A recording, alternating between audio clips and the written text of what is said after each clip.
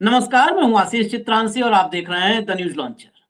31 second का video अब संसद के बाहर से आया है और मोदी जी के माननीय मंत्री का है, जिनकी जिम्मेवारी है संसद दुरुस्त चले, लोकतंत्र का मंदिर अपनी मर्यादा को न खोए, ये जिसकी जिम्मेदारी है उसी मंत्री का 31 सेकंड का वीडियो सामने आया। उस 31 सेकंड के वीडियो ने बहुत गंभीर सवाल खड़ा किया है कि राष्ट्रद्रोही कौन है, देशद्रोही कौन है। उनके शब्दों और उनके वाक्यों का अगर इशारा समझेंगे तो आप इस देश जो देशभक्ति का दौर चल रहा है ना, राष्ट्र प्रथम, राष्ट्र के लिए आहुति का दौर, राष्ट्रवाद, भाजपाई राष्ट्रवाद का दौर, संघ के सांस्कृतिक राष्ट्रवाद का दौर तार तार हो जाएगा। संसद के भीतर बिरला जी ने बोलने तो नहीं दिया राहुल गांधी को, लेकिन संसद के बाहर राहुल का जलवा नजर आया आज। और वो पत्रकार जो सरकार के पक्ष में नैरेटिव गढ़ने के लिए सवालों को ट्विस्ट करते हैं, उनको भी संसद के बाहर राहुल गांधी ने एक डोज दे दिया। आज खुराक उनको भी मिली, राहुल के साथ अखिलेश और प्रियंका भी। और आपके सामने अभी हम वो किताब भी लाएंगे जिस किताब पर विवाद है। उस किताब का थोड़ा सा इतिहास भूगोल तो समझना पड़ेगा ना। वो किताब कौन नहीं आने दे रहा है बाहर, क्यों नहीं किताब वो आ रही है, वो सब भी होगा। और सदन के बाहर, संसद के बाहर जब विपक्ष सीना ताने, 56 इंची के बजाय हो सकता है उनका 52 हो, लेकिन वो सीना ताने जब निकल रहे थे, उसी संसद से मोदी, शाह और राजनाथ सरपट, पता नहीं चला किधर से निकले और किधर गए। ये है हकीकत। भाव को लाइए, बहुत कंटेंट है आप लोग से। फिर मैं मजबूरी है, क्या करूं, मैं भी आदत से मजबूर हूं। स्वागत है भाऊ। कंटेंट में छोड़ना नहीं चाहता। कई बार आता है, शिकायत की आती है कि वीडियो लंबा हो गया। मैं कंटेंट नहीं छोड़ना चाहता, मैं खबर ही मेरे लिए सब है, ऑक्सीजन है, वही जीवन है। तो मैं खबर नहीं छोड़ना चाहता, इसलिए वीडियो लंबा हो जाता है। मैं पहले ही कह रहा हूं, पहले ही क्षमा मांग ले रहा हूं। आप लोग, हम समझ रहे हैं कि वक्त लंबा देना पड़ता होगा, लेकिन अगर आज वक्त नहीं लंबा देंगे तो कल आपके पास वक्त नहीं रहेगा, और आपके पास तो न रहे, आपके आने वाली पीढ़ियों के पास वक्त नहीं रहेगा। मैं सबसे पहले शुरू करता हूं किताब से ही। भैया फुल स्क्रीन दिखाइए जरा, ये देखिए, गौर से देखिएगा, यहीं पर सारी कहानी है। ये देखिए, अमेजन पर ये किताब मौजूद है। अमेजन पर ये किताब मौजूद होने का मतलब क्या हुआ, यानी ये किताब अमेजन पर आ चुकी थी। मतलब जो होता है ना कि पब्लिश होने से पहले कोई बहुचर्चित किताब हो तो उसका लोग उसकी प्रतीक्षा करते हैं, इंतजार करते हैं। तो इस किताब के लोग इंतजार कर रहे थे। आप गौर से जरा पढ़ेंगे तब समझ में आएगा सारी कहानी। ऊपर देखिए आप, general Manoj Mukund Naravane, former chief of army staff of the Indian army, 4 stars of destiny and autobiography. ये किताब नहीं है, पहली बात। बहुत लोग कह रहे हैं किताब, ये आत्मकथा है। हमारे देश के एक सेना प्रमुख, जिसको इस देश की राजनीति में रत्ती भर इंटरेस्ट नहीं, जिसको किसी पद का मोह नहीं था, उसकी आत्मकथा है। उस आत्मकथा को कोट नहीं करने देना सेना का असली अपमान है। अब नीचे देखिए, असली इंफॉर्मेशन नीचे है।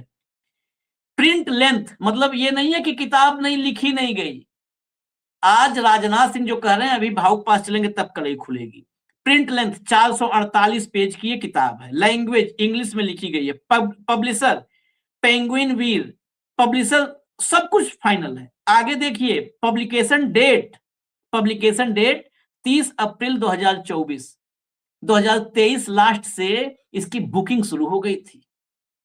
ये शायद बेस्ट सेलर बन जाती, रिकॉर्ड तोड़ती किताब, इसमें जो जो बातें थी। 30 अप्रैल 2024 को ये बुक पब्लिश हो जानी थी। सरकार को ये जवाब देना चाहिए कि 30 अप्रैल 2024 से करीब करीब 21 महीने हो गए। 21 महीने से इस किताब की रिलीज को, पब्लिकेशन को, इसके पब्लिश होने को किसने रोका, क्यों रोका? क्या डर था? क्या पब्लिश हो जाती तो जो आज सदन में नहीं बोलने दे रहे हो, सदन में बोलने की जरूरत नहीं पड़ती, घर घर में पहुंच जाती है जानकारी। क्या इसलिए पब्लिश नहीं होने दिया जा रहा है? ये हो गई किताब की कहानी। मैं कहा आज पहले किताब की कहानी बताएंगे इस कार्यक्रम में। हटा दीजिए इसको, हटा दीजिए। बहुत सारी चीजें हैं, भावुक पास भी बीच बीच में चलेंगे। अब लाइए भैया राहुल, अब अगला क्लिप, अगली क्लिप जरा चलाइए, सुनाइए राष्ट्रवादियों को जरा। मैं कहता हूं उस समय चाहे अक्षय चीन हो, लद्दाख का सीमा हो और अरुणाचल प्रदेश में भी जो हिस्सा 1959 और 1962 में चीन ने जो कब्जा किया, आप कांग्रेस पार्टी आज वापस लेके दे सकता है। 1959 में कई जगह अरुणाचल प्रदेश में भी जो नेफा था और लद्दाख में भी चीन के कब्जे में गए हैं।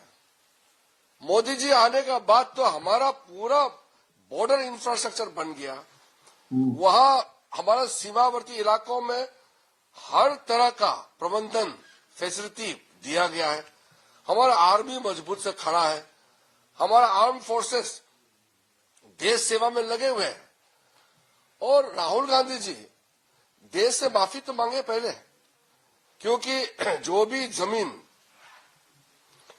जो भी हमने चीन के कब्जे में जाने दिया, वो 1959 से पहले और 1962 में कुछ हिस्से गए हैं और 62 और 59 से पहला है।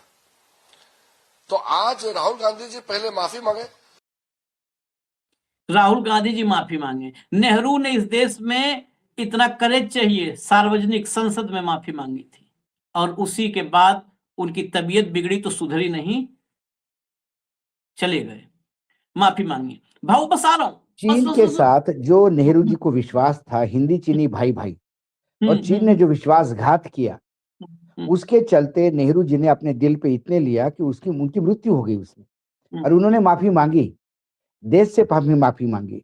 लेकिन ये जो अंग्रेजों की औलाद, जो अंग्रेजों की सुबह से शाम तक भटेती करते थे, अंग्रेजों के चरण छूते थे, अंग्रेजी सत्ता के गुण गाते थे, इनको क्या मतलब है? नहीं, एक बात ये पार्लियामेंट्री मंत्री है, ये पार्लियामेंट्री अफेयर्स के मंत्री है। पार्लियामेंट के पुराने डिबेट पढ़े जाके। इतना कहा किसको? एक बात इन्होंने कही, सेना तैनात है, तो ये तो राहुल भी कह रहे हैं सेना तैनात है। यही तो मनोज नरवणे ने भी कहा है कि सेना तैनात थी, लेकिन इन सब ने परमिशन नहीं दिया। इन सबने परमिशन नहीं दिया, सेना तो तैनात ही थी। क्या बात करते हो? अश्वत्थामा मारा गया, नरोवा कुंजरो नहीं चलेगा। महाभारत तो आपने छेड़ ही रखी है। चलिए अब जरा राहुल को सुनाते हैं, बस 3 बाइट के बाद, आधे बीच में ही हम भावुक पास चलेंगे। राहुल को सुनाइए।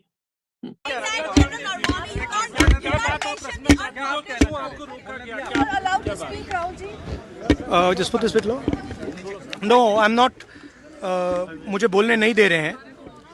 मुझे बस 2-3 लाइन बोलनी है, उसमें सब पता लग जाएगा, बट वो बोलने नहीं दे रहे हैं। मैं कह रहा हूँ कि it's a matter of national security. These are the words of Army Chief, serious leader of our forces, and it's a conversation that he has had with Rajnath Singh ji and also with Mr. Narendra Modi. All I'm saying is that I want to say in the house what the Army Chief has written. बस वही मैं बोलना चाह रहा हूँ, army chief ने क्या बोला है, मोदी जी ने उनसे क्या कहा, राजनाथ सिंह जी ने उनसे क्या कहा, क्या ऑर्डर दिया, मैं पार्लियामेंट हाउस में बोलना चाहता हूँ। पता नहीं इतने क्यों डरे हुए हैं। आप कह रहे थे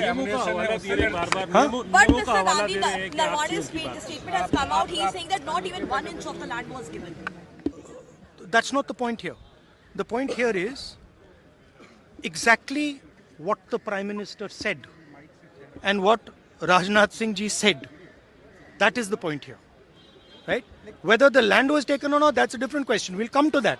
But before we come to that, the leader of the country is supposed to give direction. The leader of the country is not supposed to run away from decisions and leave decisions onto other people's shoulders. That is what the Prime Minister has done. Okay, one second. Let me speak. You're making a very big allegation to Prime Minister. No. I'm not. Let me speak. But the book is not even published, Mr. Gandhi. Let me speak. You're all defenders of the BJP, not right? at all. Yes. Not at all. That's your agenda. Now listen to me. You asked me a question. Let me answer the question. Okay. This is not me. This is the army chief. This is what the army chief has written in a book. The book is not being allowed to be published. It is languishing. And this is the army chief's perspective, his view. Why are they so scared of the army chief's perspective?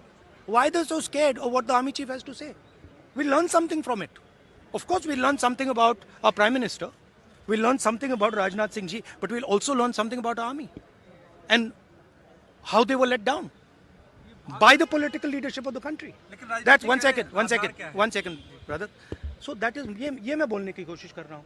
मैं ये कह रहा हूँ कि नरवणे जी ने प्रधानमंत्री जी के बारे में, राजनाथ सिंह जी के बारे में अपनी किताब में साफ लिखा है. वो एक आर्टिकल में आया है. मैं आर्टिकल को कोट कर रहा हूं. मुझे बोलने नहीं दे रहे हैं. मैं नहीं बोल रहा हूं. नारावाने जी ने ये किताब लिखी है. वो डरे हुए हैं क्योंकि अगर वो निकला तो नरेंद्र मोदी और राजनाथ सिंह जो रियलिटी है वो लोगों को पता लग जाएगी कि जब चाइना हमारे सामने खड़ा था, आगे आ रहा था, 56 इंच की छाती को क्या हुआ था उस लाइन में है पूरा. Thank you.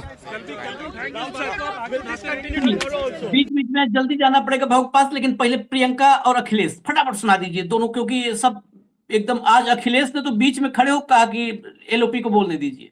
सुनाइए.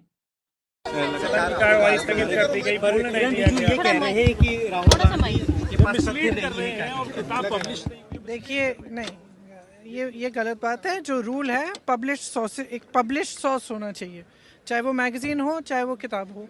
ये मैगजीन में पब्लिश्ड है, एक्सेप्ट है किताब का, तो इसमें तो कोई अनऑथेंटिकेटेड सोर्स नहीं है. वो ऑथेंटिकेट कर लेंगे राहुल जी, तो उसमें प्रॉब्लम क्या है? तो आप कह रहे हैं ऑथेंटिक मौका मिलना चाहिए बोलने का, ताकि उसकी ऑथेंटिकेशन बात तो हो सकती है. डर किस बात का है? डर किस बात का है? डर एक लाइन का है. सिर्फ एक लाइन का डर है. एक लाइन है उसमें जो जिससे प्रधानमंत्री राजनाथ सिंह जी पूरी सरकार डरी हुई है. वो लाइन में अंदर बोलूंगा, कोई नहीं रोकेगा मुझे. आप राहुल का नया अवतार है वाकई. अच्छा लगा. अपोजिशन में अब ऐसा ही होनी चाहिए अपोजिशन. अखिलेश अखिलेश अखिलेश अखिलेश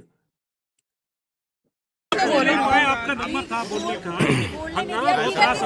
उनको माफी मांगना चाहिए, रूल बुक ब्रेक किया है उन्होंने.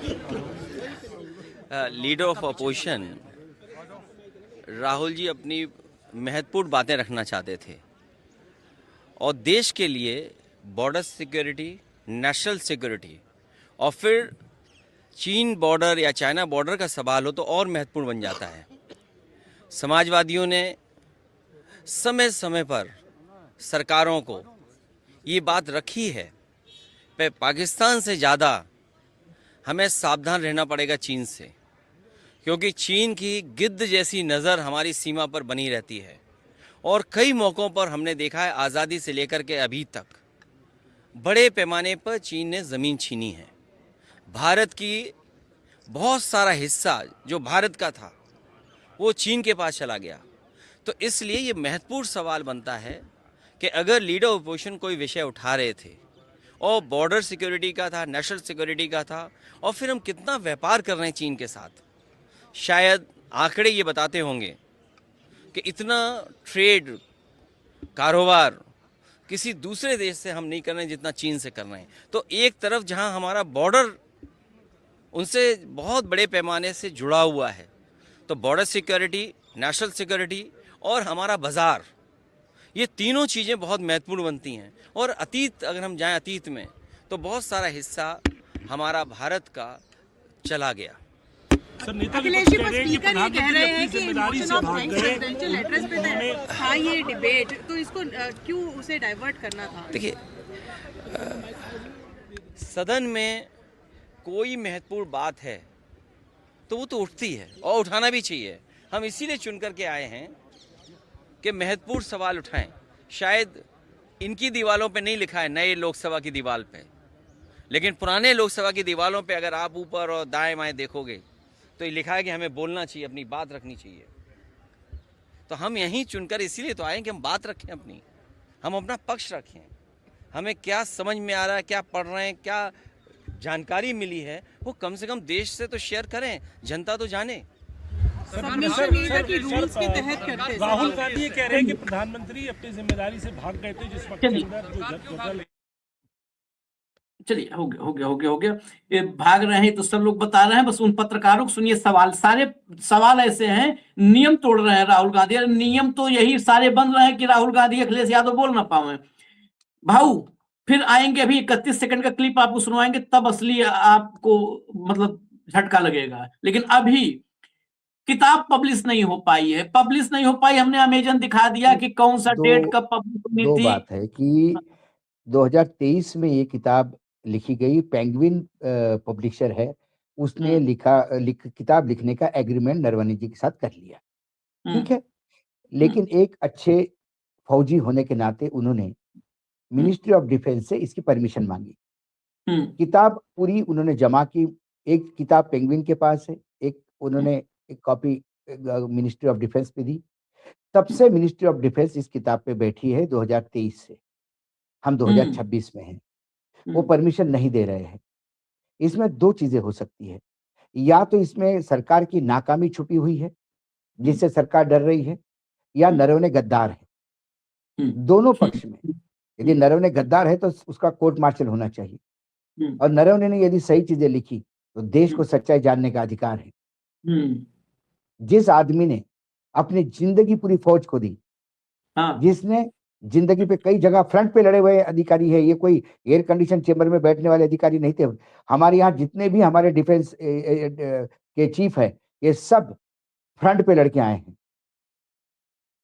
ये 7 सिख लाइट इन्फेंट्री बटालियन में एडमिट, मतलब पहले ज्वाइन किया था, उसके बाद राष्ट्रीय राइफल्स से का 2nd बटालियन का इन्होंने नॉर्थ ईस्ट और जम्मू कश्मीर दोनों एरिया में फ्रंट पे लड़े हैं, गोलियां झेली है शरीर पर। नरवणे नाम है उनका। इनके जैसे भगोड़े नहीं है, गाड़ी का टायर फटने पे भग जाए, बहुत फर्क है। और उनने पीड़ा लिखी है अपनी जीवनी में। नकली जीवनी क्या लिखेंगे? मगरमच्छ के साथ खेला, जहां एयरपोर्ट, जहां स्टेशन नहीं था वहां चाय बेची। हमारी फौज सच्चाई पे चलती है, धर्मनिरपेक्ष फौज है मेरी। उसने अपनी पीड़ा लिखी है। उस पीड़ा में यदि आप एक्सपोज हो जाते हैं, उसकी गलती नहीं है।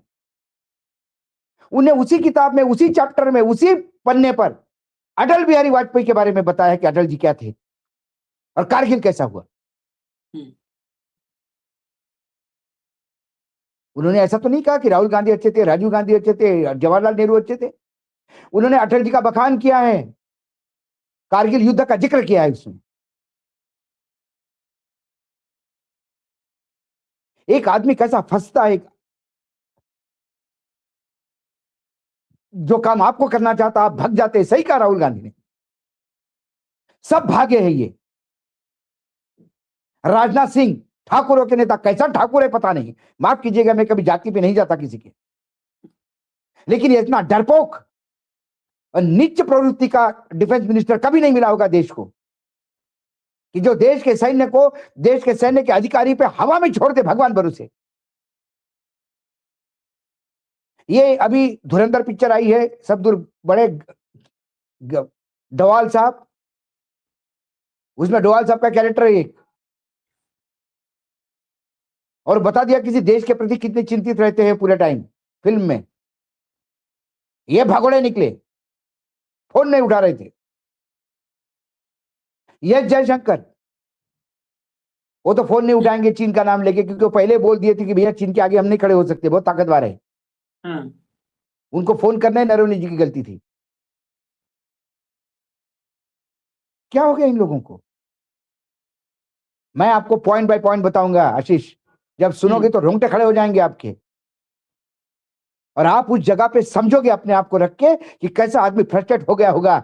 एक तुम्हारी फौज है अपनी जो गाजर मूली के जैसे कट जाएगी यदि डिसीजन नहीं लिया तो, और जिसको डिसीजन लेना है आईने में देख के अपने बाल बना रहे हैं, फोन नहीं अटेंड कर रहे हैं, ढोकला खा रहे हैं। ये वस्तुस्थिति है। सब नंगे हो रहे थे उस किताब से, सबका चेहरा दिख रहा था, सबका सीना 56 है कि 6 इंच का है, सब नप रहा था, इसलिए डर गए। ये रिजिजू कहता है ना 1952 में क्या हो गया, 1960 में क्या हो गया, जो हो गया वो गलत हुआ, चल तेरे सामने क्या हो गया जरा सुन लेना, फिर अब क्या हुआ इसका जवाब दे।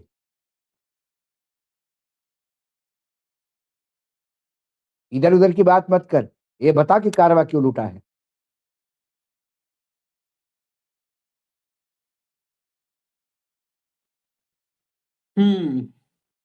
मैं अभी आता हूं आपके पास, उसका किताब के अंश भी कुछ आपको सुनवाऊंगा जरा। किताब के अंश देखिए, मैं उस पे आपको एक 1 बाय 1 पॉइंट बाय पॉइंट बताऊंगा क्या लिखा है नरवणे जी ने। हाँ, मैं बस आता हूं, जरा सुन लीजिए, कुछ कुछ भाजपा के लोगों को सुन लीजिए, इनको सुनेंगे तो और बताने के लिए थोड़ा ऊर्जा मिलती है। सुनाइए भैया, अगली क्लिप लाइए, सुनिएगा इन लोगों को, ये देश प्रेमियों को। देखिए, राहुल गांधी सदन की बनी हुई उच्च मर्यादा को तोड़ रहे हैं। सत्ता में रहना कांग्रेसियों को नहीं आता, लेकिन विपक्ष का रोल अदा करना भी नहीं आता। जिस तरह स्पीकर साहब ने रूलिंग दे दी, रक्षा मंत्री और गृह मंत्री ने, पार्लियामेंट्री अफेयर मिनिस्टर ने उठकर बता दिया कि आप ये नहीं बोल सकते, फिर भी नियम के विरोध में जो पुस्तक छपी नहीं उसका रेफरेंस कैसे दे सकते हैं?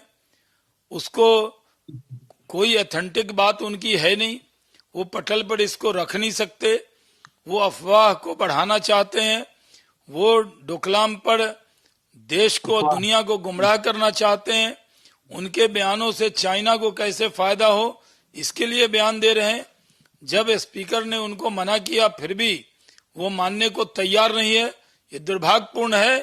जिस तरह की भाषा राहुल गांधी बोल रहे हैं, देश उन्हें कभी क्षमा नहीं करेगा, कभी नहीं, कभी नहीं। आगे सुना दो एक और इनसे भी बड़े धुरंधर, ये तो बेरोजगार हैं, एक दूसरा वाला ताकतवर धुरंधर चीजें समझिए। हम जो संसद के अंदर बोलते हैं वो संविधान की एक आर्टिकल है 105,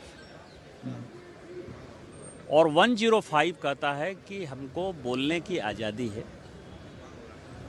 उसी 105 में ये लिखा हुआ है कि कई एक चीज़ें ऐसी हैं जिसको कि स्पीकर को रूल बनाना है, लेकिन उसमें एक और जो कैच है 105 का, वो ये कहता है कि जो आर्टिकल 19 है कॉन्स्टिट्यूशन का, फ्रीडम ऑफ स्पीच, उसको सबसे पहले ध्यान में रखना है। आर्टिकल 19 का जो पॉइंट नंबर 2, 3 और 4 है, वो ये कहता है कि जहां दूसरे देशों के साथ संबंध खराब होने की बात हो, जहां नेबरिंग कंट्रीज की बात हो, जहां नेशनल सिक्योरिटी की बात हो, उन चीजों में बात करने में परहेज करना चाहिए, नहीं बात करना चाहिए। हटा दो आप। ये भारत के नेबरिंग कंट्रीज, पूरा चुनाव नेबरिंग कंट्रीज पे लड़ते हैं, ये सब पूरा चुनाव। हाँ, बांग्लादेश, पूरा पाकिस्तान, चुनाव बांग्लादेश पाकिस्तान चुनाव करते नेबरिंग हैं। कंट्रीज पे और लड़ते हैं। राहुल गांधी नेबरिंग कंट्री पे बोल ही नहीं रहे थे। पूरा वो तो आप नरेशन जो दिखा था, रहे थे, आईना देके। ये तो नहीं, ये तो ये बता रहे थे वो नेबरिंग कंट्री ने भी क्या पॉजिटिव लिया, ये भी मैं बताऊंगा इसी किताब में। हाँ, वही कर रहे हैं। नेबरिंग कंट्री मदद के लिए आती है, लेकिन ये हमारे नेता भांग खा के सो गए उस दिन। मैं अभी एक क्लिप और सुना दूं, तब अब पूरा किस्सा आपसे सुनते हैं। एक क्लिप अब सुनाइए जरा, एक और क्लिप है किरण रिजिजू का, ये सुनिएगा गौर से, अंग्रेजी में है, सब दर्शक सुने, गौर से सुने। Exactly. National security is very important. So don't play with national security by speaking the language of anti-India elements. Don't बस रोक दीजिए। make the By using the language of anti-national elements, ये कह रहे हैं राहुल गांधी को कि आप देशद्रोहियों की भाषा मत इस्तेमाल करिए नेशनल सिक्योरिटी को। राहुल गांधी किसकी भाषा बोल रहे थे वहां पर? इस देश के आर्मी चीफ मनोज नरवणे की भाषा बोल रहे थे। इस देश के आर्मी चीफ ने जो लिखा है वो बोल रहे थे। तो army chief, ex army chief Manoj Naravane की भाषा क्या देशद्रोहियों की भाषा है? ये जवाब नरेंद्र मोदी को देना चाहिए। अब मुझे लगता है पूरे देश को यह सवाल पूछना चाहिए कि क्या एक्स आर्मी चीफ ने जो लिखा है वो देशद्रोही है क्या मनोज नरवणे? ये कह रहे हैं ना कि एंटी नेशनल एलिमेंट्स की लैंग्वेज नहीं इस्तेमाल करनी चाहिए। ये लैंग्वेज तो भाऊ मनोज नरवणे की लैंग्वेज है? ये सी जिनपिंग की तो लैंग्वेज है नहीं, ये हु जिनताओ की लैंग्वेज तो है नहीं, ये माओ से तुंग की लैंग्वेज तो है नहीं, न शहबाज की है न मुनीर की लैंग्वेज है। ये हमारे प्राउड, हमारे गर्व मनोज नरवणे की लैंग्वेज है। उसको बता रहा है कि एंटी नेशनल लैंग्वेज, लोगों की लैंग्वेज इस्तेमाल न करें। अब आप बताइए, अब आपके हवाले। देखिए, जो चैप्टर छपे है, जो छपा है, मैं उसमें कोई अपना ऐड सब्सट्रैक्ट नहीं करता हूं। अंग्रेजी में है, उसको हिंदी में लाने का प्रयास करता हूं। और एक स्टोरी टेलिंग जैसा नरवणे साहब ने बहुत बढ़िया लिखा है। आप पहला पैराग्राफ पढ़ना छोड़िए, आप पूरी किताब पढ़े बगैर नहीं रहेंगे। वाकई बेस्ट सेलर होती, इतना बढ़िया लिखा है उन्होंने। उन्होंने कहा कि 8:15 पर रात को लेफ्टिनेंट जनरल योगेश जोशी, जो chief of Indian army northern command, ने उनको फोन किया 31 अगस्त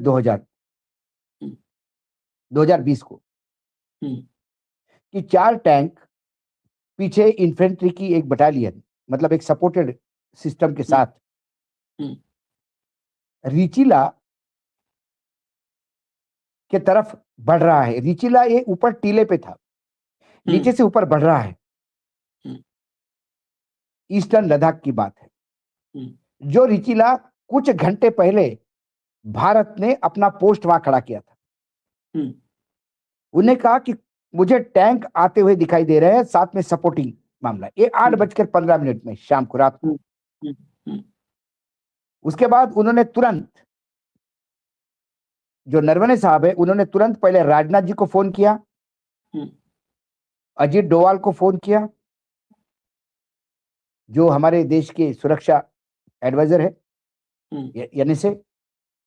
उसके बाद सीडीएस बिपिन रावत को फोन किया, जयशंकर को फोन किया। और ये सभी को फोन करके एक ही बात बोल रहे थे कि सर ऐसी ऐसी सिचुएशन है, अब मेरे लिए ऑर्डर क्या है। उनके तरफ से कोई ऑर्डर नहीं आया। यहां मिनट इंपॉर्टेंट था, क्योंकि फायर करना नहीं करना ये ऑर्डर के बगैर नहीं कर सकते। जोशी जी ने दूसरा फोन किया, योगेश जोशी लेफ्टिनेंट जनरल ने, 9:10 पर रात को, और फिर कहा कि साहब ये बहुत नजदीक आ रहे हैं। नरवणे जी थोड़ी देर इंतजार करें, क्या करें समझ में नहीं आ रहा था। फिर रात को 9:25 पर राजनाथ सिंह को फोन किया। राजनाथ सिंह की तरफ से कोई जवाब नहीं, चुप, सुन लिया क्या ऑर्डर है, फोन रख दिया। इसी बीच 9:25-30 पर जो चाइनीज कमांडर थे, चीनी आर्मी के कमांडर थे, मेजर जनरल लिu लिन ने मैसेज भेजा नरवणे साहब को, क्योंकि हम दोनों को भी रुक जाना चाहिए। क्योंकि जब दूसरी बार फोन आया तो इन्होंने एक हवा में एक फायर करते हैं कि जो एक पूरा एक लाइट का गोला जाके बॉर्डर पे गिरता है, उससे उस लाइट में जो आसपास की चीजें दिखने लगती है। उसको दो चीजों के लिए फायर किया जाता है। एक तो कोई पोजीशन मूवमेंट है वो दिखता है, और दूसरा सामने वाले आर्मी को वार्निंग फाइट है कि हम देख रहे हैं आपको, आप औकात में रहिए। तो उन्होंने जब वो लाइट वाला फायर किया, उसके बाद चीनी कमांडर ने मैसेज दिया लिu लिन ने कि दोनों तरफ से मुझे लगता है कि हमको मीटिंग करनी चाहिए। हम रुक जाते हैं, यदि आप चाहे तो हम दोनों मीटिंग करते हैं, दोनों लेवल पे मीटिंग कर लेंगे। फिर 10 बजे इसके लिए उन्होंने फोन किया राजनाथ को कि अब तो चीनी कमांडर ने मैसेज भेजा है, आप बताइए क्या करना है। फिर राजनाथ चुप हो गए। 10 बजे बाद उसी टाइम पे जैसे ही फोन रखा, उनको फिर जोशी का फोन आया कि चीनी लोगों ने जो रुके थे फिर चढ़ाई शुरू कर दी है और अब बहुत नजदीक आ रहा है, क्या करें। ये लोग फोन नहीं उठा रहे, 8:30 से लेके लगातार मैसेजिंग, 8:15 से लेके 8:15 से 10 बज गए रात को। इनके तरफ से कोई मूवमेंट नहीं, कोई डिमांड नहीं, ये जितने भी है भंग खा के सो गए। उसके बाद 10 बजे मैंने एक अपने रिस्क पे कहा कि मीडियम रेंज की आर्टिलरी फायरिंग यदि रेडी रखो, वो हम फायर कर सकते हैं। तब नरवणे आगे लिखते हैं कि पाकिस्तान बॉर्डर पे तो हम ये फायर कर सकते हैं, हमने लोकल कमांडर्स को अधिकार दिए हैं कि जरा भी कुछ मूवमेंट हो तो आप फायर कर दे, और रोज सैकड़ों राउंड फायर होते हैं, उधर से भी फायर होते हैं, वो कोई बड़ी बात नहीं। लेकिन चीन के तरफ ऐसा आदेश नहीं है। चीन के तरफ क्लियर कट आदेश है, जब तक ऊपर से आदेश नहीं होगा तब तक आप फायरिंग ओपन नहीं कर सकते। लेकिन फिर क्या करें, अपने फौज को मरने दे तो कम से कम एक लाइट फायरिंग करे तो कम से कम उससे रुक जाए। मैंने वो भी नहीं कहा, मैंने कहा तैयार रहो लाइट फायरिंग के लिए अपने लेवल पे। फिर मैंने राजनाथ सिंह जी को फिर फोन किया। फिर राजनाथ सिंह जी का मतलब 10 साढ़े 10 बजे फोन किया होगा। फिर राजनाथ सिंह जी का फोन आया कि जरा रुको मैं पूछता हूं। तब राजनाथ सिंह ने हिम्मत करके प्रधानमंत्री नरेंद्र मोदी जी को पूछा। प्रधानमंत्री मोदी जी ने जो उनको कहा वही राजनाथ सिंह जी ने उनको कहा, जो 2 शब्दों में था। वो ये थे, जो आपको लगे उचित, जो आपको उचित लगे कर लीजिए। नरवणे साहब के पैरों की जमीन खिसक गई। इसलिए नहीं कि वो डर गए थे, वो शॉक्ड थे कि जो डिसीजन पॉलिटिकल इलेक्टेड लीडरशिप को लेनी है वो मेरे गले क्यों डाल रहे हैं।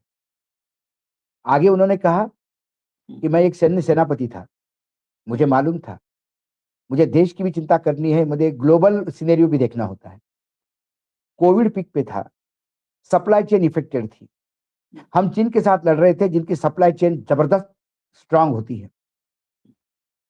ऐसे में यदि ये हमने फायर ओपन किया और ये लंबे समय तक चला या फुल फ्लेज युद्ध में शुरू हो गया तो क्या हम ग्लोबल सप्लाई ले पाएंगे? पूरा ग्लोब कोविड से लड़ रहा है। दूसरी बात, जैसे ही ये फ्रंट चालू हो जाएगा, पाकिस्तान वहां से फ्रंट चालू करेगा, उसके लिए हमारी क्या तैयारी है? ये सारी बातें मुझे आकलन करनी थी। चंद मिनटों में जो काम पॉलिटिकल लीडरशिप का था वो मेरे कंधे पे ढोल दिया और मुझे बहुत बुरा लग रहा था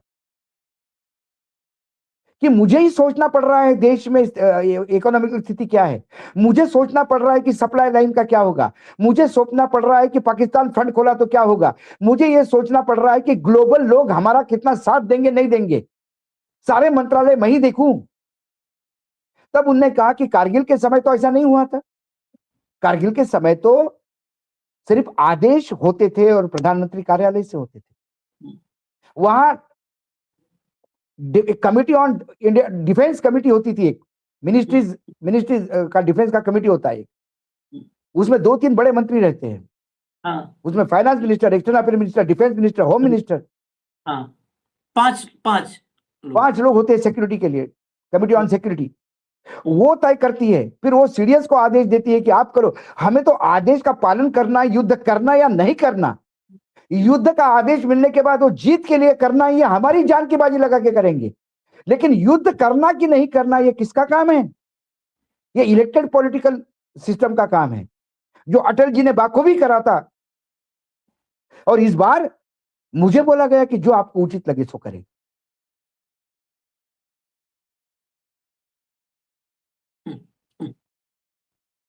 ये है बादलों के पीछे। ये कितना, मतलब ये कितना मेरे लिए डिफिकल्ट हो गया था। अब ये चैप्टर जब आया तो जो उचित लगे वो कर ले, मतलब आपने एक्सटर्नल अफेयर मिनिस्ट्री को कॉन्फ्रेंस में नहीं लिया कि कल युद्ध यदि हो जाता है फुल फ्लेज तो कितने देश अपना साथ देंगे। इंदिरा गांधी ने पाकिस्तान के ऐसे टुकड़े नहीं किए थे आशीष, अरे पूरी दुनिया को उन्होंने एक पूरी राष्ट्राध्यक्ष एक से एक बात देश को बात करी थी, कि देश में जाके बात की थी, तब जाके अमेरिका का साथ होते हुए भी पाकिस्तान को तोड़ दिया। और अमेरिका का पहली बार से एशिया में पहला डिफीट है अमेरिका का, वो वियतनाम के बाद, जहां उनको मुक्की खानी पड़ी और अपने मित्र देश को नहीं बचा पाए। तो कोई नहीं है। उन्हें कहा कि भाई इंदिरा गांधी ने भी कमांड, लेकिन इंदिरा गांधी ने उस टाइम पे युद्ध करने के लिए सारी चीजें जब सिक्योर कर दी थी, तब जनरल मानेकशॉ को कहा था, फील्ड मार्शल मानेकशॉ को, कि अब लड़ो आप, अब हम तैयार है, पीछे जो उतने चाहिए के आपको बाद तैयार है। भी बात हाँ, उतने बाद भी भाव एक बात करें, जब सारी तैयारी करके इंदिरा गांधी ने कहा, तो मानेक शाह ने कहा मौसम को लेकर के कि अभी नहीं, रुकना पड़ेगा, अभी ये मौसम नहीं, इसके बाद जो है इतने दिन का वक्त चाहिए, क्योंकि मौसम डिफिकल्टी पैदा कर सकता है। तो इंदिरा गांधी ने फिर उनके बात को भी वो किया कि हाँ, अगर ये आपका ये पॉइंट वैलिड है, तो चलो इसको अब इस डेट पे करो। तभी जाकर के दिसंबर में गए। कहने का दिसंबर में मतलब गए। ये है कि एक कोऑर्डिनेशन होता है। मतलब कितना 8:15 से 10:15 तक 2 घंटे भारतीय फौज लावारिस पड़ी हुई थी, कोई इंस्ट्रक्शन नहीं। क्या कर रहा था हमारे देश का प्रधानमंत्री? ढोकला खा रहा था? क्या कर रहा था जयशंकर? गाने सुन रहा था? राजनाथ सिंह जी क्या कर रहे थे? हाथ घुमा रहे थे? चीन अरे चीन चीन चीन। राजनाथ सिंह जी को जितनी बार नरवणे साहब ने फोन किया, आज उससे ज्यादा बार राहुल को रोकने के लिए खड़े हुए, नहीं राहुल को खड़े मत हो बोलने गए। दीजिए, नहीं बोलने दीजिए। जितने तत्परता से अपनी कलाई खुल जाएगी इस डर से खड़े हो गए, उतनी तत्परता यदि नरवाने जी के फोन पे बता दे होते, तो आज आपकी जय जयकार होती। हाँ, एक आध डिफेंस मिनिस्टर गाड़ी लेकर प्रधानमंत्री के घर जाता सीधा, कि मेरी फौज पे टैंक चल के आ रहे, गुरुजी क्या करे, आदेश देना होगा। ये सब बड़े मुश्किल से तो डायल हुआ होगा नंबर, इनसे क्या फोन करेंगे। खैर, यही सच है। ये है उस किताब के 2.5 पन्ने, सिर्फ 2.5 पन्ने 448 कारवान ने जो छपे। 448 की किताब है। 448 की किताब पे हर पन्ने पे इनके कपड़े उतरेंगे। उसमें अग्निवीर का भी जिक्र है। दूसरी ये बात कहते हैं कि हमने कैरवान को हम विश्वसनीय नहीं मानते। तो क्या कभी नरवणे साहब ने कैरवान के छपे हुए चीजों को गलत बोला? क्या कारवान में छपे हुए पोर्शन को नरवणे साहब ने खंडन किया? और यदि नहीं खंडन किया, इसका मतलब नरवणे साहब मानते हैं कि जो लिखा वो छपा है। जो लिखा और छपा, और अगर सब झूठे हैं भाऊ, तो कर दो पब्लिश किताब पब्लिश कर दो। तो और बता दो राहुल गांधी झूठ बोल रहा है, बता दो राहुल गांधी झूठ बोल रहा है। ऐसा हवा में बात मत करो, राहुल गांधी ऐसा ऐसा करके मत बोलो। राजनाथ, अब सिंह भी कहना तुमसे और जी भी कहना, मुझे शर्म आ रही है। नरवणे का वो किताब पढ़ने के बाद पूरा आत्मसम्मान खो दिया है आपने। देश का दुर्भाग्य है कि आपके जैसे यहां पे रक्षा मंत्री है। नरवणे साहब ने यदि खंडन किया होता इस किताब में छपे हुए का, एक पत्रकार जो चाटू पत्रकार था, वो उसने सवाल पूछा जिसमें राहुल गांधी ने कहा you are here to defend. उन्होंने कहा कि नरवणे ने तो कभी भी नहीं कहा कि जमीन दी। नरवणे ने कभी किताब में लिखा कि हमने जमीन खोई दी? राहुल गांधी ने बोला क्या जमीन गई? सवाल चाइनीज टैंक आने का, राहुल ने तो इतना ही कहा था कि जब 5 टैंक स्टार्टेड तुरंत आग लग गई। ये चाटुकार पत्रकार को पूछना पड़ेगा राहुल गांधी को क्या सुन रहे थे कि पीएमओ से इंस्ट्रक्शन ले रहे थे, क्या सवाल जवाब दिखाए? ऐसे पत्रकारों को ये लानत है पत्रकारिता पे, जो सवाल पूछ रहे थे कि नरवणे ने कहा कि कभी जमीन नहीं ली, तो राहुल ने कब लिखा कि नरवणे ने लिखा है कि जमीन गई? चीन ने हमारी जमीन कब्जा की है। लद्दाख का सांसद लिखता है प्रधानमंत्री को कि नो मैंस लैंड चीन ने अपने कब्जे में कर लिया, और भारतीय गोचर की जमीन को नो मैंस लैंड कर रहा है वो, इससे हमारे गाय भैंसों को चरने के लिए जगह नहीं है। ये पत्र है, पब्लिक डोमेन में है। राजनाथ सिंह ने कहा कि चीनी वापस चले गए, जब आए नहीं थे तो जाएंगे कहां से? बड़े अजीब है भाई। चलिए जब चीन आया नहीं तो गया कहां से? अब ये राजनाथ चैप्टर उसका ही खुल गया। एक्सप्लेनेशन दे। अब ये खुल गया चैप्टर, ये चैप्टर खुल गया है और इस चैप्टर पे हम भी एक एक पन्ने खोलेंगे। राहुल गांधी ने तो कही दिया है कि मैं तो बोलूंगा ही बोलूंगा संसद में। ये जब इनकी व्यवस्था, बिरला साहब की व्यवस्था से चलेगा तब तो चल लिया। खैर, यदि प्रधानमंत्री ये कहते हैं जो आपको उचित लगे वो कर ले, तो फिर तुम काहे को हो भाई? क्यों कुर्सी गर्म कर रहे हो वहां पे? इस्तीफा दे दो। इस देश का सैन्य तो हमेशा ही अपने हिसाब से काम करता आ रहा है। यदि समय आ गया तो वो सर कटवा भी देगा, अपना लहू पानी की तरफ बहा देगा, लेकिन इस देश को सुरक्षित रखेगा। जब आप कहते हो कि जो उचित लगे कर ले, तो फिर आप काहे के लिए बैठे हो यहाँ पे? बैंक वाले जो उचित लगे कह दे कर दे, किसान तुमको जो उचित लगे कर दो, जो चाहे उचित लगे तो कर दो। फिर आप काहे हो भाई ये बताने के लिए? वो कपड़ा देख के पहचानने के लिए, कपड़ों से पहचानने के लिए, मंगलसूत्र के लिए, भैंस खोलने के मंगलसूत्र खींच के देने के लिए। बाबू आप कह रहे हो काम ही नहीं, बहुत काम है। बंगाल का चुनाव जीतना है, तमिलनाडु का चुनाव जीतना है, केरल में चुनाव जीतना है, पंजाब पर नजर है, इतना काम है बाबू। और आज ये जो नालायक ये शब्द यूज करता हूं मैं, क्योंकि ये मेरे आत्मसम्मान पे ठेस है। मुझे गर्व है नरवणे मराठी है, मुझे गर्व है नरवणे का पिता एयरफोर्स में सेवा दे चुका है, दूसरी पीढ़ी है ये। मुझे गर्व है उनका जन्म पुणे में हुआ, मुझे गर्व है वो नेशनल डिफेंस एकेडमी के स्टूडेंट है, मुझे गर्व है वो IIM के स्टूडेंट है, मुझे गर्व है कि वो सिख रेजिमेंट में थे, मुझे गर्व है नरवणे पे। और आप कहते हो देशद्रोही की भाषा बोलता है? नरवणे को कोट करना देशद्रोही की भाषा हो गई? शर्म आनी चाहिए। इस देश के सीडीएस को आप देशद्रोही कहते हैं, इस देश के एक सैनिक को आप देशद्रोही कहते हैं जिसके ऊपर एक छींटा नहीं है। इस देश के सैनिक को हिम्मत कैसी होगी आपकी नरवणे को देशद्रोही कहने वाली? क्योंकि राहुल गांधी ने नरवणे को कोट किया था और आपने कहा कि देशद्रोहियों को कोट करता है। सुनाइए एक बार फिर से उसको, सुनाइए इसको। Language of anti national, is Naravane anti national? Naravane is anti-national, then I am the first anti-national before Naravane, and entire Maharashtra is anti-national, every Maratha. Chhatrapati Shivaji की भूमि से आए हैं नरवणे, संभाजी राजा की भूमि से आए नरवणे, भगोड़े नहीं है नरवणे। आज एक आपने मराठी आदमी को गाली दी है, आपने एक फौजी को गाली दी है। शर्म आनी चाहिए, पूरे सरकार ने माफी मांगनी चाहिए।